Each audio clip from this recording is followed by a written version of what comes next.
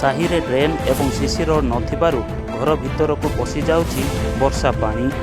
एभली समस्या भोगुछंती कंधमाल जिला दारिंगबाड़ी ब्लॉक काटिंगिया पंचायत अंतर्गत आड़ीबंगा ग्रामर आदिवासी साही रे। एही साही रे 300 लोक बसबास करुछंती।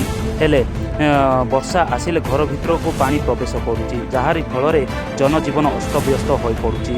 ए नहीं जिला प्रशासन एवं ब्लॉक प्रशासन को बारंबार गुहारि जणाइथिले मध्य ए लोकंको कथा केही बुझु नाहांती, जहारी फल नाई नथिबा असुविधार सम्मुखीन होउछंती।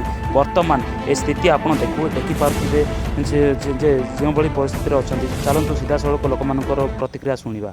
सर मो ना होची धीरेन्द्र पटरा आ ग्राम आड़ीबंगा। तो आमर मुख्य दाबी रही आमर साही समस्या नहीं कि तो साही जो पानी जो जमुची साही रे किसी गोटे कंक्रीट रास्ता ता सहित किसी ड्रेन निर्माण कले आम किसी सुविधा पाई था उपकृत होता। यह आमर ब्लॉक प्रशासन को आम दाबी रखी सर।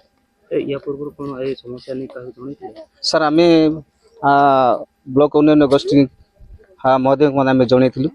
तो या ए पर्यंत कौन से तार कार्यकारी हो पारुनी सर। मोर नाम मेरी मल्लिक, मु आड़ीबंगा ग्रामर बासिंदा अटे।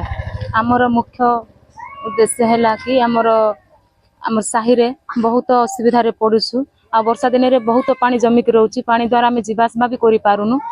जा फल रे पानी जमिक रही आम घर भितर प्रवेश करि पारुछि, ना घर सही पारुछु ना उठी पारुछु।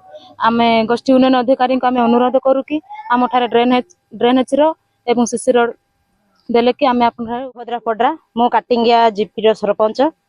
देखो तो आज जो ये आड़ीबंगा ग्राम रे 9 नंबर वार्ड रे आज जो समस्या अच्छी जो कादो हेची रास्ताटा से कादो रे मध्य आ लोक माने ग्रामवासी मते अभियोग देथिले।